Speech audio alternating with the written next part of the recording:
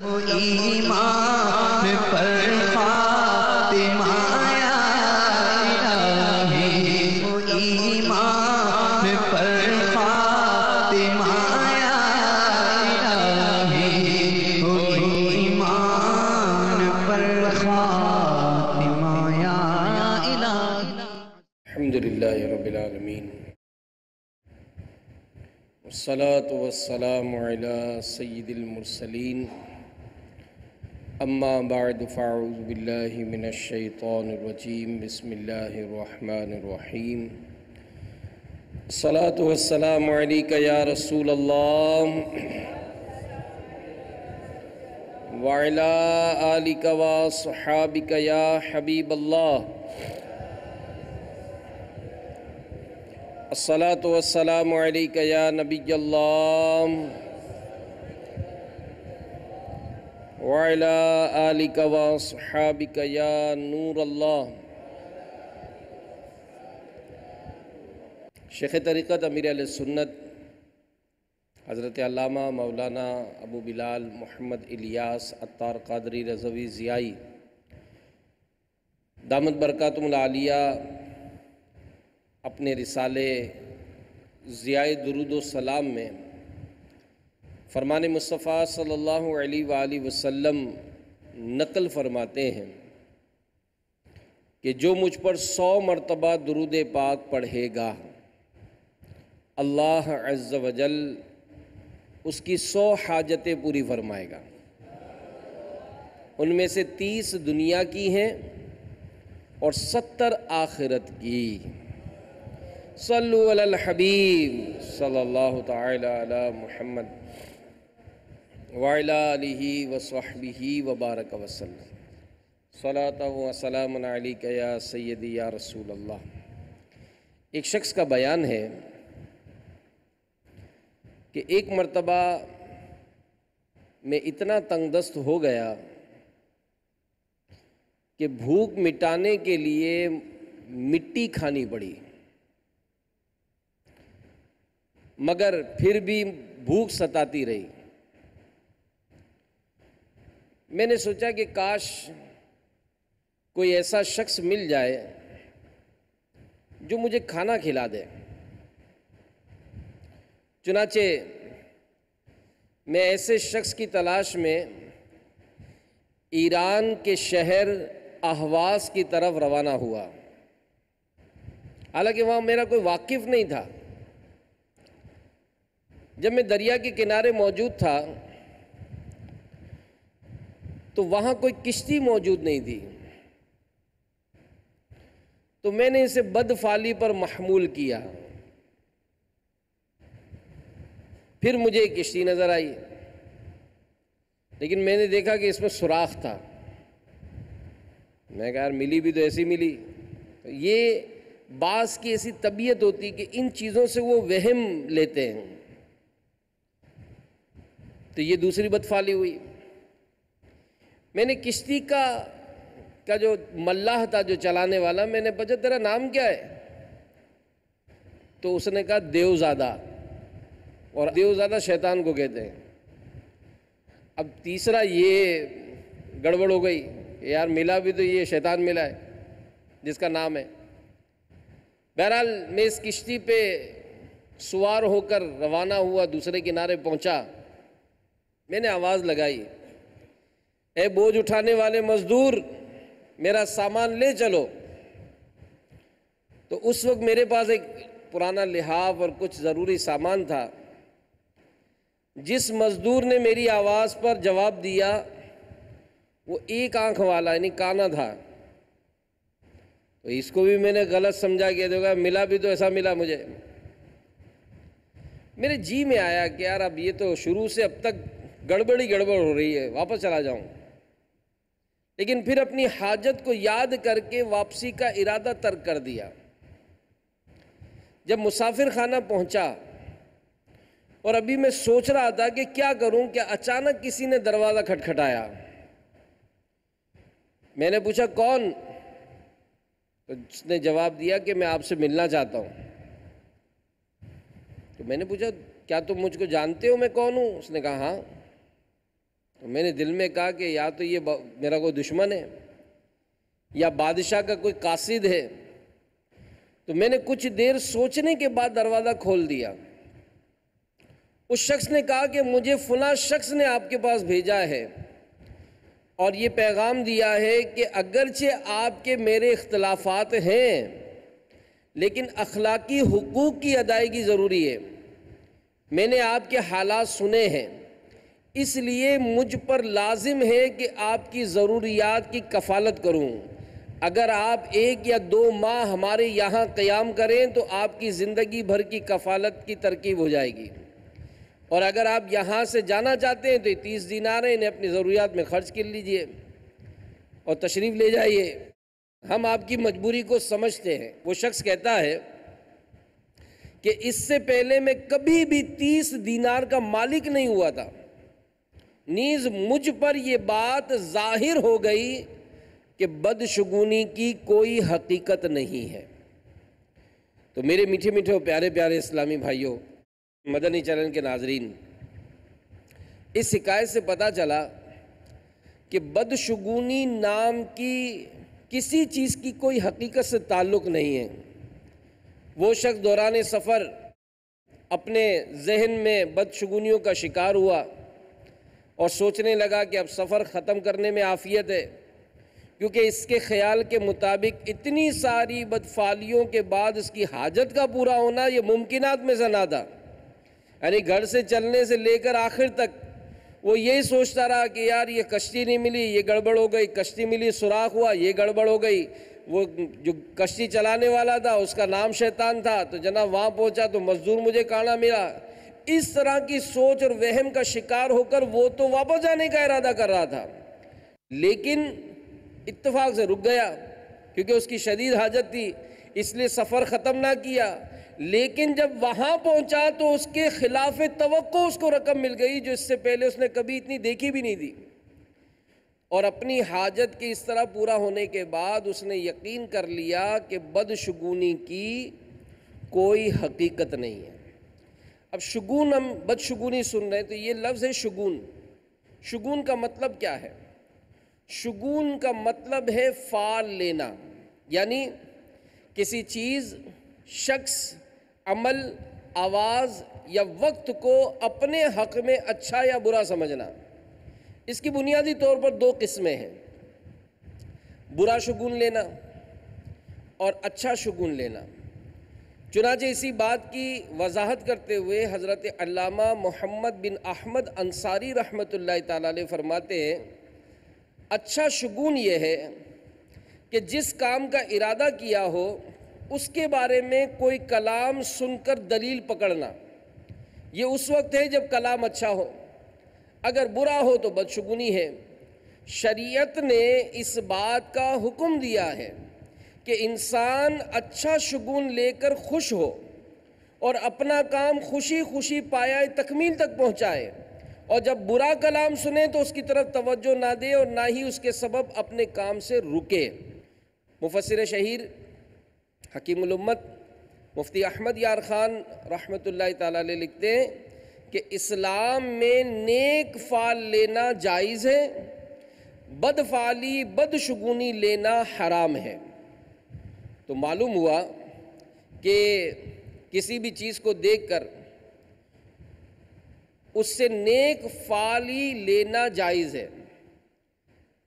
مثال کے طور پر ہم کسی جگہ جا رہے ہیں، کام سے جا رہے ہیں، اور کسی نے پکارا، یا رشید، اے ہدایت یافتہ، یا سعید، اے سعادت مند، اے نیک بخت، تو ہم نے خیال کیا کہ اچھا نام سنا ہے، انشاءاللہ کامیابی ہوگی. کسی بزرگ کی زیارت ہو گئی تو سوچتے نا یار اچھا آج دن اچھا گزرے گا، اس کو اپنے حق میں اچھا سمجھا، اب انشاءاللہ مجھے اپنے مقصد میں کامیاب ملے گی. یہ اچھا شگون ہے اور اسلام نے اسے پسند کیا ہے.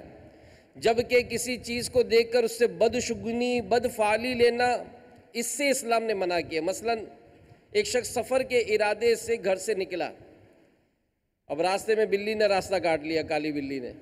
او ہو، دادی اماں نے تو منع کیا تھا، اب میرا سفر اچھا نہیں گزرے گا، ایک دم سے کام سے رک گئے۔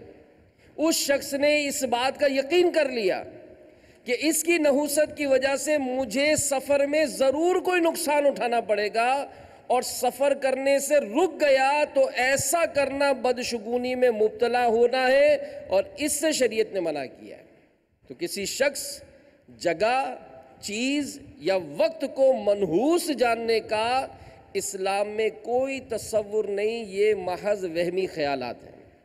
قرآن کریم میں کئی جگہ بدشگونیوں کی ممانعت آئی ہے، چنانچہ اللہ تبارک تعالیٰ پارہ 9 سورہ اعراف کی آیت نمبر 131 میں فرعونیوں کے متعلق ارشاد فرماتا ہے، فَإِذَا جَاءَتْهُمُ الْحَسَنَةُ قَالُوا لَنَا هَذِهِ وَإِن تُصِبْهُمْ سَيِّئَةٌ يَطَّيَّرُوا بِمُوسَىٰ وَمَن مَّعَهُ أَلَا إِنَّمَا طَائِرُهُمْ عِندَ اللَّهِ وَلَكِنَّ أَكْثَرَهُمْ لَا يَعْلَمُونَ۔ ترجمہ کنز الایمان۔ تو جب انہیں بھلائی ملتی کہتے یہ ہمارے لیے ہے، اور جب برائی پہنچتی تو موسیٰ اور اس کے ساتھ والوں سے بدشگونی لیتے۔ سن لو ان کے نصیبہ یعنی مقدر کی شامت تو اللہ کے یہاں ہے، لیکن ان میں اکثر کو خبر نہیں۔ تو مفسر شہیر حکیم الامت مفتی احمد یار خان نعیمی رحمۃ اللہ تعالیٰ علیہ اس آیت کے تحت لکھتے ہیں کہ جب فرعونیوں پر کوئی مصیبت آتی، قحط سالی وغیرہ آتی، تو وہ لوگ حضرت موسیٰ علیہ السلام اور ان کے ساتھی مومنین سے بدشگونی لیتے، کہتے تھے کہ جب سے یہ لوگ ہمارے ملک میں ظاہر ہوئے ہم پر مصیبتیں آنا شروع ہو گئی ہیں۔ تو مفتی صاحب مزید لکھتے ہیں، انسان مصیبتوں آفتوں میں پھنس کر توبہ تو کر لیتا ہے، مگر وہ لوگ ایسے سرکش تھے کہ ان سب سے ان کی آنکھیں نہ کھلیں، بلکہ ان کا کفر و سرکشی اور زیادہ ہو گئی کہ جب کبھی ہم ان کو آرام دیتے، ارزانی یعنی سستی چیزوں کی فراوانی وغیرہ، تو وہ کہتے کہ یہ آرام و راحت ہماری اپنی چیزیں ہیں، ہم اس کے مستحق ہیں، نیز یہ آرام ہماری اپنی کوششوں سے ہے۔ تو میرے میٹھے میٹھے اور پیارے پیارے اسلامی بھائیوں، پتہ چلا کہ بدشگونی لینا یہ کفار کا شعار ہے، کفار کا طریقہ کار ہے، اور انہی سے یہ وبا بدقسمتی سے کمزور ذہن مسلمانوں کے دلوں میں داخل ہو گئی ہے، اور گھر گھر میں اس کے بہت سارے نظارے ہیں، لہذا اس سے بچنا چاہیے اور اس کی طرف توجہ نہیں دینی چاہیے، کیونکہ بدشگونی لینا حرام اور جہنم میں لے جانے والا کام ہے۔ یاد رکھیے، بدشگونی دینی اعتبار کے ساتھ ساتھ ایک مسلمان کے لیے دنیاوی طور پر بھی زیادہ خطرناک ہے۔ یہ انسان کو وسوسوں کے دلدل میں اتار دیتی ہے، اور ہر چھوٹی بڑی چیز سے ڈرنے لگتا ہے، ہر چھوٹی بڑی چیز سے۔ یعنی آپ اگر معاشرے میں نظر کریں، ہمارا ذہن کتنا کمزور ہو گیا، اور ہم یہ بدشگونی جو لینے کا جو معاملہ ہے، اس میں کس طرح سے ہمارا ذہن کمزور ہو گیا، اور ہم کس طرح سے چھوٹے چھوٹے باتوں پر جو ہے وہ بدشگونی کا معاملہ جو ہے وہ ہمارے ساتھ درپیش ہوتا ہے۔ مثلا صبح اگر مثال ایمبولنس کی آواز سن لی تو آدمی سوچتا ہے یار آج لگتا ہے سارا دن میرا خراب گزرے گا۔ صبح فائر بریگیڈ اگر گلی میں آ گئی تو بس یہ آج کا دن بس ہمارا جو ہے نا وہ ایسے ہی گزرے گا۔ تو یہ جو انداز ہے زندگی کا میرے میٹھے میٹھے اسلامی بھائیوں، یہ درست نہیں ہے، اور مختلف برادریوں میں مختلف قسم کی بدشگونیوں کا معاملہ ہوتا ہے، اور بعض تو ایسی ہوتی کہ عام طور پر انسان سن کے حیران ہو جاتا ہے کہ اس طرح سے بھی کوئی سوچتا ہے۔ جی ہاں، کبھی یعنی کہ مہمان جب رخصت ہوتا ہے تو بعض گھروں میں جھاڑو دی جاتی ہے، اور کہتے ہیں کہ یعنی اگر جھاڑو دینے کو منحوس خیال کرتے ہیں، کبھی جوتا اتارتے وقت جوتے پر جوتا آ جائے، اس سے بدشگونی لیتے ہیں۔ اچھا، کسی کا کٹا ہوا ناخن پاؤں کے نیچے آ جائے تو یہ مشہور ہو جاتا ہے کہ اب اس سے دشمنی ہو جائے گی۔ اب یہ جو انداز ہے نا، تو یہ آپ خود سمجھ لیجئے کہ ایسا بہت ساری باتوں پر حساب کتاب بن جاتا ہے۔ کبھی بلی روئے، یعنی رونے کی اس کی ایک مخصوص آواز ہے. اب اس نے اگر رونا شروع کر دیا تو منحوس سمجھتے ہیں. اور کبھی رات کے وقت کتا روئے، اس کو بھی منحوس سمجھتے ہیں. مرغا دن کے وقت اذان دے تو بدفعلی کرتے. ابھی پچھلے دنوں تو ہوا تھا کہ مرغی بعض اوقات وہ مرغے کی طرح اذان دیتی ہے، تو ہمارے یہاں اس کو کاٹ ہی دیتے ہیں کہ بھائی تو مرغا بن گئی ہے. تو مرغا بنی تھوڑی ہے بھائی، اگر ایک آدھ کوئی آواز نکل گئی تو کیا فرق پڑتا ہے. امیر اہل سنت نے اس کو بھی منع فرمایا. پہلا گاہک آیا دکان پر، پہلا گاہک آیا اور سودا لیے بغیر چلا گیا، اللہ اکبر، گئے کام سے. اب تو سارا دن ایسے ہی گزرے گا. اسی طرح نئی نویلی دلہن کے گھر آنے پر خاندان کا کوئی شخص فوت ہو گیا، اب اس کی بیچاری کی خیر نہیں. یہ جب سے آئی ہے نا ڈائن، یہ تیرے دادا کا انتقال دوسرے دن ہی تو ہوا تھا، یہ شادی ہوئی تھی، گھر میں آئی تھی دوسرے دن. ابے بھائی دادا کا بلڈ پریشر، دادا کو شوگر، دادا کو کینسر، دادا کو طرح طرح کے امراض، دعائیں کر کر کے یار دعا کرو یار شادی خیر سے ہو جائے. اب شادی خیر سے ہو گئی، انتقال ہو گیا، تو اس بیچاری دلہن کا کیا قصور ہے. پہلی گھر میں بیٹی پیدا ہو گئی، اب آپ خود اندازہ لگائیں، طلاقیں ہو جاتی ہیں، طلاق ہو جاتی ہے. کسی عورت کے یہاں مستقل اگر 2-3 بیٹیاں ہو جائیں، جھگڑے ہوتے ہیں، مار پیٹ ہو جاتے ہیں، اور ایسے نادان قسم کے لوگ ہیں کہ اپنی بیوی کو طلاق دے دیتے ہیں. اس میں اس کا کیا قصور ہے؟ کیا قصور ہے اس میں؟ نہیں، یہ بڑی منحوس ہے. نہیں، ایسا نہیں. حاملہ عورت کو میت کے قریب نہیں آنے دیتے، کیوں کہ بچے پر برا اثر پڑے گا. یہ بدشگونی لی جاتی ہے. جوانی میں کوئی عورت بیوہ ہو جائے، اس کو منحوس جانتے ہیں. نیز یہ سمجھتے ہیں کہ اگر کوئی خالی کینچی چلائے، بچہ اگر کوئی کینچی لے کر چلائے تو نہیں نہیں نہیں نہیں لڑائی ہو جائے گی، لڑائی ہو جائے گی. یہ بھی مشہور ہے، یہ درست نہیں ہے. اسی طرح خالی برتن یا چمچ آپس میں ٹکراتا ہو کوئی تو یہ بھی آوازیں آتی ہے. اماں منع کرتی تھی کہ لڑائی ہو جائے گی. اس سے بھی بدشگونی لی جاتی ہے. جب بادلوں میں بجلی کڑک رہی ہو اور سب سے بڑا بچہ باہر نکلے تو کہتے ہیں اس کو نکلنے نہیں دینا ورنہ بجلی گر جائے گی اس کے اوپر. اسی طرح بچے کے دانت اگر الٹے نکلیں تو کہتا ہے یہ ماموں کو چھوڑے گا نہیں، یہ نانی والوں کے گھروں میں بڑا یہ تیز ہوگا. چھوٹا بچہ اگر کسی کی ٹانگ سے نیچے سے گزر جائے کہتا ہے اب اس کا قد تھوڑی بڑھے گا، یہ چھوٹا ہی رہ جائے گا، اس کا قد نہیں بڑھے گا. اسی طرح مغرب کے بعد دروازے پہ نہیں بیٹھنا چاہیے. بھائی کیوں؟ بھائی بلائیں گزرتی ہیں. زلزلے کے وقت بھاگتے ہوئے جو زمین پر گر جائے گا وہ گنگا ہو جائے گا. رات کو آئینہ نہیں دیکھنا، جھریاں پڑ جائیں گی، نانی نے کہا تھا. اسی طرح انگلیاں چٹکھانے سے یہ نحوستیں آتی ہیں. تو یاد رکھیے کہ انگلیاں جو چٹکھائی جاتی ہیں نا، جو بیٹھے بیٹھے جو انگلیوں کو یوں یوں کرتے، ان کے 3 احکام ہیں. پہلی بات یہ، نماز کے دوران یہ مکروہ تحریمی ہے، اور نماز کے لیے جا رہے ہیں یا نماز کے انتظار میں بیٹھے ہیں تو اس وقت انگلیاں چٹکھانا مکروہ ہے. اور خارج نماز میں بغیر حاجت کے انگلیاں چٹکھانا مکروہ تنزیہی ہے. تو یہ اس کی عادت کو نکالنا ہی چاہیے. اسی طرح بعض لوگ یوں انگلیوں پہ انگلیاں ڈال کے بیٹھتے ہیں تو یہ بھی علماء نے منع کیا. امیر اہل سنت بارہ سمجھاتے ہیں کہ اس طرح عادت نہ بنائیں. اسی طرح سورج گرہن ہو جائے تو حاملہ عورت کہتے کہ چھری سے کوئی چیز نہ کاٹے، کہ بچہ اگر پیدا ہوگا تو اس کا بھی کوئی ہاتھ پاؤں کٹا ہوا ہوگا، تو یہ بھی بدشگونی لی جاتی ہے. نو مولود یعنی چھوٹا بچے کے کپڑے دھو کر نچوڑے نہیں جاتے. کیوں بھائی؟ کہ اگر نچوڑو گے تو اس سے بچے کے جسم میں درد ہوگا، تو یہ بھی صحیح نہیں ہے.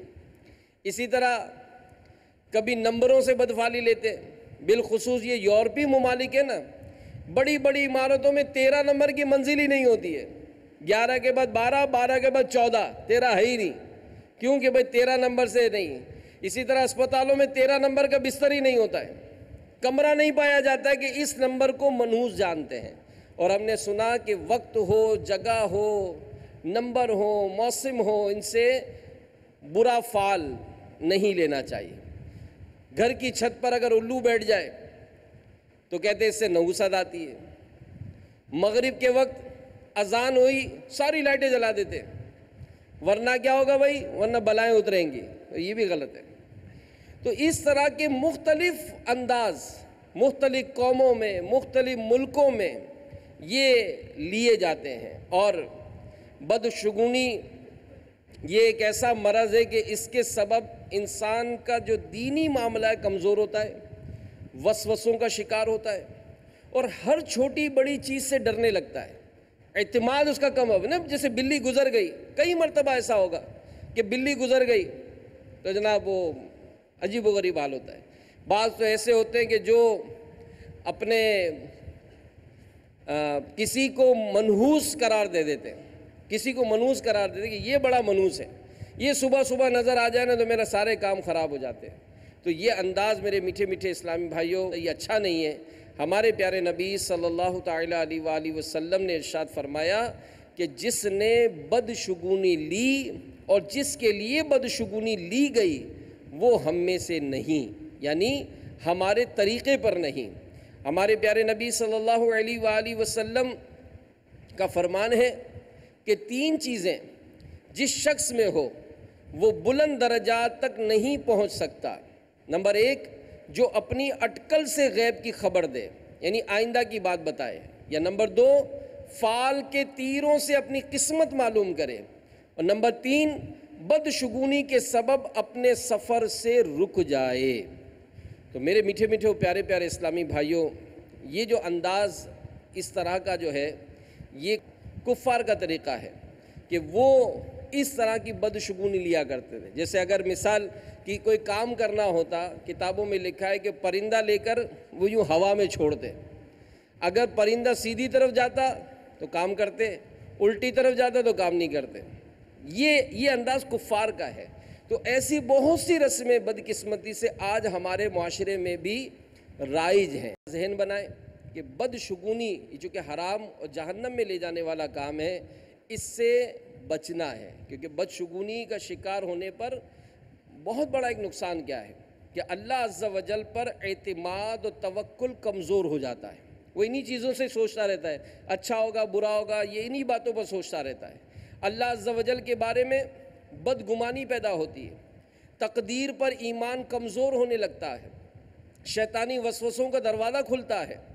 ناکامی کی بہت سی وجوہات ہو سکتی ہے، مثلا کام صحیح طریقے سے کیا ہی نہیں، غلط وقت پر کیا، غلط جگہ پر کام کیا، نا تجربے کاری ہو گئی۔ لیکن بدشگونی کا عادی جو ہے وہ ان چیزوں کو نہیں ڈھونڈتا ہے کہ میں نے طریقہ ہی درست نہیں کیا، یعنی گاڑی چلانا آ نہیں رہی ہے اور جا کر گاڑی مار دی اور جا کر کہہ رہا ہے کہ میں نے تجھے دیکھی تھی نا اس لیے گاڑی ماری ہے۔ بھائی تجھے چلانا نہیں آتی تو اس کا کیا قصور ہے؟ تو اس طرح کے بہت ساری وہمی خیالات جو ہے وہ اپنائے جاتے ہیں، اور اس طرح جو ہے وہ بہت بڑے نقصان ہوتے ہیں آپس میں، ہمارے گھروں کے ماحول بھی یہ خراب ہو جاتے ہیں۔ تو میرے میٹھے میٹھے پیارے پیارے اسلامی بھائیوں، حضرت سیدنا معاویہ بن حکم رضی اللہ تعالیٰ عنہ بیان کرتے ہیں کہ میں نے بارگاہ رسالت میں عرض کی، یا رسول اللہ صلی اللہ علیہ وآلہ وسلم، ہم زمانے جاہلیت میں کچھ کام کرتے تھے، آپ ہمیں ان کا حکم بتائیے۔ ہم کاہنوں کے پاس جایا کرتے تھے تو پیارے نبی صلی اللہ علیہ وآلہ وسلم نے فرمایا کاہنوں کے پاس مت جاؤ۔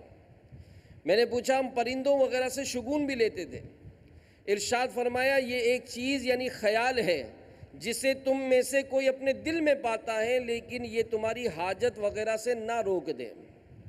اب ایک اور بات آپ سنیے، یہ بھی ہمارے معاشرے میں بہت مشہور ہے، جیسا کہ ایک حدیث میں ہے کہ ایک شخص نبی پاک علیہ السلام کی خدمت میں حاضر ہوا، عرض کی یا رسول اللہ صلی اللہ علیہ وآلہ وسلم، ہم ایک مکان میں رہتے تھے، اس میں ہمارے اہل و عیال کثیر تھے اور مال بھی کثرت سے تھا، پھر ہم نے مکان بدلا، چنانچہ ہمارے مال اور اہل و عیال کم ہو گئے۔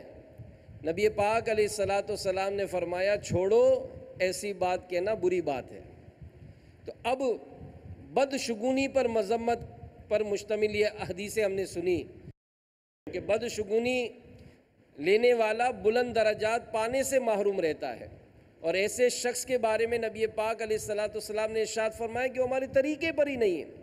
اور اسی طرح جب ایک صحابی رضی اللہ تعالیٰ عنہ نے اپنے مکان کے بارے میں شکایت کرتے ہوئے کہا کہ جب سے اس مکان میں گئے ہیں ہمارے اہل و عیال اور مال میں کمی آ گئی ہے، تو پیارے آقا صلی اللہ علیہ وآلہ وسلم نے فوراً اس خیال کی نفی کرتے ہوئے کہا کہ ایسا کہنا بری بات ہے، اور معاشرے میں کتنا عام ہے یار، اس گھر میں رہتے تھے نا تو بہت برکت تھی، یہاں جب سے آئے منوس گھر ہے یہ، تو یہ بات کہنا حدیث میں فرمایا کہ ایسا کہنا بری بات ہے۔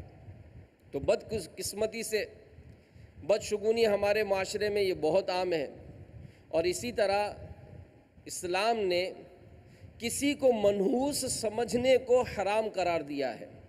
میرے آقا اعلیٰ حضرت امام اہل سنت مولانا شاہ امام احمد رضا خان علیہ رحمت الرحمن سے اسی نوعیت کا سوال کیا گیا کہ ایک شخص کے متعلق مشہور ہے کہ اگر صبح کو اس کی منحوس صورت دیکھ لی جائے یا کہیں کام کو جاتے ہوئے یا سامنے آ جائے تو ضرور کچھ نہ کچھ دقت اور پریشانی اٹھانی پڑے گی، وہ چاہے کیسا ہی یقینی طور پر کام ہونے کا یقین ہو، کچھ نہ کچھ رکاوٹ اور پریشانی ہوگی۔ چنانچہ لوگوں کو اس کا بڑا تجربہ ہے، اور لوگ برابر اس بات کا خیال کرتے ہیں کہ آتے جاتے کہیں اس کا سامنا نہ ہو جائے، اگر سامنا ہو جاتا ہے تو واپس گھر آ جاتے ہیں اور معلوم کرتے ہیں کہ یار وہ چلا گیا کہ نہیں، وہ چلا گیا تو پھر وہاں سے گزرتے ہیں۔ تو سوال یہ ہے کہ ان لوگوں کا یہ عقیدہ اور طرز عمل کیسا ہے؟ اعلیٰ حضرت رحمت اللہ تعالیٰ علیہ نے جواب دیا کہ شرع مطہر یعنی پاک شریعت میں اس کی کچھ اصل نہیں، لوگوں کا وہم سامنے آتا ہے۔ شریعت میں حکم ہے جب کوئی شکون بد گمان میں آئے تو اس پر عمل نہ کرو، یہ کفار کا طریقہ ہے۔ مسلمانوں کو ایسی جگہ چاہیے کہ کہیں اے اللہ نہیں ہے کوئی برائی مگر تیری طرف سے، اور نہیں ہے کوئی بھلائی مگر تیری طرف سے، اور تیرے سوا کوئی معبود نہیں، پڑھ لے اور اپنے رب پر بھروسہ کر کے اپنے کام کو چلا جائے، ہرگز نہ رکے نہ واپس آئے۔ تو اب اندازہ لگائیں کہ اگر کسی کو ہم تو بآسانی کہہ دیتے بڑا منحوس ہے، لیکن سوچیں کہ جس کو کہا ہوگا اس کا کتنا دل دکھتا ہوگا، کتنا دل دکھتا ہوگا۔ گھروں میں اگر اس طرح سے کسی بہو کے متعلق مشہور ہو جاتا ہے، آپ بتائیں کتنی زیادہ دل آزاری ہے اس کی، اور کسی کو منحوس کہنا قرار دینا اس کی سخت دل آزاری اور آخرت میں ذلت و خواری اور جہنم کی حقداری ہے۔ اگر ہم نے کسی بدشگونی کے سبب کسی کو منحوس کہہ کر اس کی دل آزاری کی ہو، یا کبھی بھی اس سبب سے اس کا دل دکھایا، مثلا گالی دی، برے لقب سے پکارا، مذاق اڑایا، آنکھیں دکھا کر ڈرایا، مارا پیٹا، نقلیں اتاری یا اس کی غیبت کی، اس کو پتہ چل گیا، تو الغرض کسی بھی طرح اس کی بلا اجازت شرعی ایذا رسانی کا سبب بنے تو فرداً ایک ایک سے معافی مانگنی ہوگی۔ اور آپ کو پتہ چلے کہ چاہے وہ آپ کا کیسے ہی قریبی رشتہ دار ہو، بڑا بھائی ہو، والد ہوں، ساس ہوں، سسر ہوں، صدر ہوں، وزیر ہوں، استاد ہوں، پیر ہوں، مؤذن ہوں، امام ہوں، کوئی بھی ہو، بغیر شرمائے جلد از جلد اس سے معافی مانگ لیں اور اللہ کو راضی کر لیں، ورنہ جہنم کا عذاب برداشت نہیں ہوگا۔ اپنے آپ کو ڈرانے کے لیے یہ روایت سنیے اور اپنے آپ کو ڈرایا کریں۔ بعض اوقات زبان جس کی زیادہ چلتی ہے نا، وہ جو چاہے سامنے والے کو بولتا ہے، اور سامنے والا اس کے روب میں آ کر اس سے ڈر کر، کیونکہ بعض لوگ ہوتے ہیں مال ہوتا ہے ان کے پاس، وہ مال کے سبب جس کو جو چاہے بولتے ہیں۔ کسی کے پاس عہدہ ہوتا ہے، وہ اپنے عہدے کے سبب جس کو چاہتے لتاڑتے رہتے ہیں۔ تو یاد رکھیے حضرت سیدنا یزید بن شجرہ رحمت اللہ تعالی علیہ فرماتے ہیں، جس طرح سمندر کے کنارے ہوتے ہیں اسی طرح جہنم کے بھی کنارے ہیں، جن میں بختی اونٹوں جیسے سانپ اور خچروں جیسے بچھو رہتے ہیں۔ اہل جہنم جب عذاب میں کمی کے لیے فریاد کریں گے تو حکم ہوگا کناروں سے باہر نکلو، وہ جو ہی نکلیں گے وہ سانپ انہیں ہونٹوں اور چہروں سے پکڑ لیں گے، ان کی کھال اتار لیں گے، وہ لوگ وہاں سے بچنے کے لیے آگ کی طرف بھاگیں گے، پھر ان پر کھجلی مسلط کر دی جائے گی، وہ اس قدر کھجائیں گے کہ ان کا گوشت پوست سب جھڑ جائے گا، صرف ہڈیاں رہ جائیں گی۔ پکار پڑے گی، اے فلاں کیا تجھے تکلیف ہو رہی ہے؟ وہ کہے گا ہاں، تو کہا جائے گا یہ اس ایذا کا بدلہ ہے جو تو مومنوں کو دیا کرتا تھا۔ آج عورتوں میں بھی بوڑا مشہور ہے، جس کو چاہتی ہیں جو چاہتی ہیں بولتی ہیں، یہ منوس ہے، یہ چڑیل ہے، یہ ڈائن ہے۔ آپ سوچیں تو صحیح، وہ ہو سکتا ہے آپ کے روب میں نہیں بول رہی ہے، لیکن اس کا کتنا دل دکھتا ہوگا۔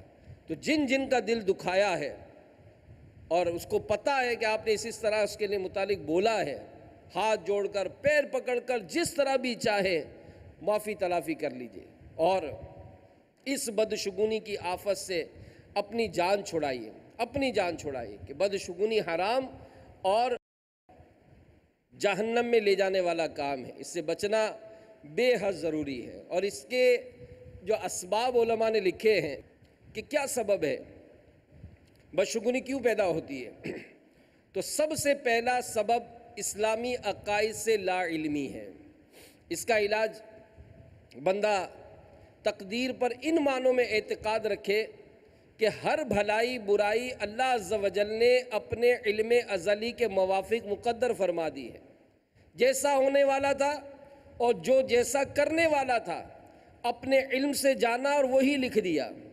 تو بدشگونی کی دل میں جگہ ہی نہیں بنا سکے گی، کیونکہ جب بھی انسان کو کوئی نقصان پہنچے گا تو وہ یہ ذہن بنا لے گا کہ یہ میری تقدیر میں لکھا تھا، نہ کہ کسی چیز کی نحوست کی وجہ سے ایسا ہوا ہے۔ دوسری بات، بدشگونی کا دوسرا سبب توکل کی کمی ہے۔ اس کا علاج یہ کہ جب بھی کوئی بدشگونی دل میں کھٹکے تو رب پر بھروسہ کرے، رب پر توکل کرے، انشاءاللہ بدشگونی کا خیال دل سے جاتا رہے گا۔ تیسری بات، بدشگونی کا تیسرا سبب بدفعلی کی وجہ سے کام سے رک جانا ہے۔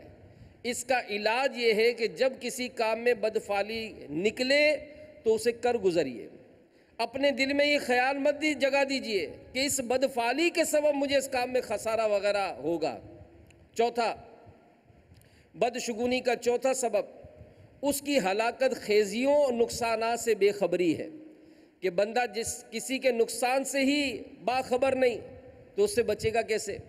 تو اس کا علاج یہ ہے کہ بندہ بدشگونیوں کی نقصانات کو پڑھے، جیسا آج بھی بیان میں نے کہا کہ نبی پاک علیہ السلام کے بھی ارشادات ہیں، قرآن پاک میں بھی اس کی مذمت بیان ہوئی۔ پانچواں، بدشگونی کا سبب روزمرہ کے معاملات میں وظائف شامل نہ ہونا ہے۔ اس کا علاج اعلیٰ حضرت رحمۃ اللہ تعالیٰ علیہ کچھ یوں فرماتے ہیں کہ اس قسم یعنی بدشگونی کے خطرے وسوسے جب کبھی پیدا ہوں تو ان کے واسطے قرآن حدیث میں چند مخصوص اور بے شمار نافع فائدہ دینے والی دعائیں یہ لکھی ہیں۔ ایک بار خواہ زائد بار آپ سب پڑھ لیں گھر والے، اگر دل میں پختہ یقین ہو جائے وہ وہم جاتا رہے تو بہتر، ورنہ جب وسوسہ پیدا ہو ایک دفعہ پڑھ لیجئے۔ وہ دعائیں کیا ہیں کہ جیسے قرآن پاک میں سورہ توبہ کہ آیت نمبر 51 یہ پڑھنی ہے، سورہ آل عمران کی آیت نمبر 173 یہ پڑھ لیں۔ یہ دعوت اسلامی کی مکتبۃ المدینہ کی کتاب ہے، بدشگونی نام ہے، اس رسالے کو لے لیجئے اور یہ اوراد و وظائف پڑھنے کی عادت بنائیں۔ بدشگونی کا چھٹا سبب نیک شگون اختیار نہ کرنا یا نیک شگون اختیار کرنے میں توجہ نہ دینا، اور اس کی بھی بنیادی بدقسمتی سے معلومات نہیں ہوتی۔ تو چونکہ برا شگون لے کر اس پر عمل کرنے کی شریعت نے منع کیا، نیک شگون لینا یہ شرعاً مستحب ہے، تو برے شگون سے بچنے کے لیے نیک شگون لینے کی عادت بنائیں۔ تو میرے میٹھے میٹھے پیارے پیارے اسلامی بھائیوں، مدنی چینل کے ناظرین، یہ سفر کا مہینہ اور بدقسمتی سے ہمارے معاشرے میں جیسے ہی سفر کا مہینہ شروع ہوتا ہے تو اس مہینے سے بھی بدشگونی لی جاتی ہے۔ جی ہاں، جیسے اس کی ابتدائی 13 تاریخیں جو ہیں اس کو 13 تیزی کہا جاتا ہے، یہ بہت منحوس تصور کی جاتی ہیں۔ وہمی لوگوں کا ذہن ہوتا ہے کہ سفر کے مہینے میں نیا کاروبار شروع نہیں کرنا چاہیے، نقصان کا خطرہ ہے، سفر کرنے سے بچنا چاہیے ورنہ ایکسیڈنٹ ہو جائے گا، شادیاں نہیں کرنی چاہیے، بچیوں کی رخصتی نہ کریں ورنہ گھر برباد ہو جائے گا۔ ایسے لوگ بڑا کاروباری لین دین نہیں کرتے، گھر سے باہر آمد و رفت میں کمی کر دیتے ہیں، اس گمان کے ساتھ کہ آفات نازل ہو رہی ہیں اپنے گھر کے ایک برتن کو دوسرے سامان کو خوب جھاڑتے ہیں۔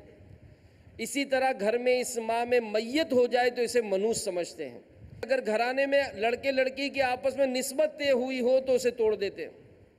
اور تیرا تیزی کے عنوان سے سفید چنے، یہ نیاز بھی دی جاتی ہے۔ نیاز فاتحہ کرنا مستحب و باعث ثواب ہے، اور ہر طرح کے رزق حلال پر ہر ماہ کی ہر تاریخ پر فاتحہ دے سکتے ہیں۔ لیکن یہ سمجھنا کہ اگر تیرا تیزی کو فاتحہ نہ دی، سفید چنے پکا کر تقسیم نہ کیے تو گھر کے کمانے والوں کا روزگار متاثر ہوگا، یہ غلط ہے۔ دور جاہلیت یعنی اسلام سے پہلے بھی ماہ سفر کے بارے میں اسی قسم کا وہم خیال رکھا کرتے تھے کہ اس مہینے میں مصیبتیں آفتیں بہت ہوتی ہیں، چنانچہ لوگ ماہ سفر کے آنے کو منحوس خیال کرتے تھے۔ تو میرے میٹھے میٹھے اسلامی بھائیوں، ہمارے پیارے نبی صلی اللہ تعالیٰ علیہ وآلہ وسلم نے سفر کے بارے میں وہمی خیال کو باطل قرار دیتے ہوئے فرمایا لا سفرا، یعنی سفر کچھ نہیں۔ محقق علی الاطلاق حضرت مولانا شاہ عبد الحق محدث دہلوی رحمۃ اللہ تعالیٰ علیہ اس حدیث کی شرح لکھتے ہیں کہ عوام اسے یعنی سفر کے مہینوں کو بالاؤں، حادثوں اور آفتوں کے نازل ہونے کا وقت قرار دیتے ہیں۔ یہ عقیدہ باطل ہے، اس کی کوئی حقیقت نہیں۔ تو یاد رکھیے کہ کوئی دن منحوس نہیں ہوتا۔ حضرت علامہ سید محمد امین بن عمر بن عبدالعزیز شامی رحمۃ اللہ تعالیٰ علیہ لکھتے ہیں کہ علامہ حامد آفندی رحمۃ اللہ تعالیٰ علیہ سے سوال کیا گیا، کیا بعض دن منحوس یا مبارک ہوتے جو سفر اور دیگر کام کی صلاحیت نہیں رکھتے؟ تو انہوں نے جواب دیا کہ جو شخص یہ سوال کرے کہ کیا بعض دن منحوس ہوتے ہیں، اس کے جواب سے اعراض کیا جائے، اس کے فعل کو جہالت کہا جائے، اس کی مذمت بیان کی جائے کہ ایسا سمجھنا یہود کا طریقہ ہے، مسلمانوں کا شیوا نہیں ہے جو اللہ پر توکل کرتے ہیں۔ تو میرے میٹھے میٹھے و پیارے پیارے اسلامی بھائیوں، کوئی وقت برکت والا، عظمت و فضیلت والا تو ہو سکتا ہے، جیسے ماہ رمضان ہے، ماہ ربیع الاول شریف ہے، جمعے کا دن ہے، مگر کوئی مہینہ یا دن یہ منحوس نہیں ہو سکتا۔ اور یہ سفر کا جو مبارک مہینہ ہے، اس میں تو ایسے تاریخی واقعات ہوئے ہیں۔ جی ہاں، سفر المظفر، پہلی ہجری میں مولا علی مشکل کشا اور خاتون جنت بی بی فاطمہ رضی اللہ تعالی عنہا کی شادی خانہ آبادی ہوئی تھی۔ یہی سفر کا مہینہ تھا کہ 7 ہجری مسلمانوں کو فتح خیبر نصیب ہوئی۔ یہی سفر کا مہینہ تھا کہ سیف اللہ حضرت سیدنا خالد بن ولید اور حضرت سیدنا عمر بن عاص رضی اللہ تعالیٰ عنہ، سیدنا عثمان بن طلحہ نے سفر المظفر 8 ہجری میں بارگاہ رسالت میں حاضر ہو کر اسلام قبول کیا۔ اور مدائن جس میں کسرا کا محل تھا، اس کی فتح سفر المظفر 16 ہجری کے مہینے میں ہوئی۔ تو بہرحال یہ سفر کا مہینہ، اس کو منحوس قرار دینا یہ غلط ہے۔ اور ایک بڑی پیارا اس میں واقعہ بھی لکھا ہے کہ ایک مرتبہ کسی بادشاہ کے یہاں ایک کانے آدمی کو، ایک آنکھ سے وہ کانا تھا، اس کو لایا گیا۔ تو بادشاہ نے پوچھا کہ بھئی اس کا کیا معاملہ ہے؟ تو لوگوں نے کہا بادشاہ سلامت، یہ بڑا منحوس آدمی ہے، یہ بڑا منحوس آدمی ہے کہ اس کے بارے میں یہ ہے کہ جو اس کو دیکھ لیتا ہے تو پورا دن اس کا خراب رہتا ہے، تو آپ مہربانی کریں اس کو اپنے ملک سے نکال دیں۔ تو بادشاہ نے کہا ایسے تو نہیں نکالوں گا، پہلے میں خود تجربہ کروں گا۔ تو بادشاہ نے جو اس کا بیڈ روم تھا، خوابگاہ، تو برابر والے کمرے میں اس کو بٹھا دیا گیا۔ بادشاہ صبح اٹھا، پردہ ہٹا کر فوراً اس کو دیکھا، پھر بادشاہ دربار میں جانے کے لیے تیار ہونے لگا۔ کپڑے وغیرہ پہن کر جیسے ہی جوتے میں پاؤں ڈالا تو جوتے میں ایک بچھو تھا، وہ بچھو نے اس کو ڈنگ مار دیا اور فوراً زہر چڑھ گیا۔ پورے محل میں شور مچ گیا کہ بادشاہ کو بچھو نے کاٹ لیا۔ بڑی مشکلوں سے بادشاہ کی جان بچی، کئی دن بیمار رہا۔ اب جیسے ہی دربار واپس سجا، اس کو لایا گیا۔ بادشاہ نے کہا اوہو بھائی، یہ تو بڑا منحوس ہے، یہ تو بڑا منحوس ہے، صبح صبح میں نے ہی تو اس کو دیکھا تھا، تبھی تو مجھے بچھو نے کاٹا، اس کو فوراً نکالو باہر، فوراً۔ اس کا وزیر بڑا سمجھدار تھا، کہا بادشاہ سلامت، جان کی امان پاؤں تو کچھ عرض کروں؟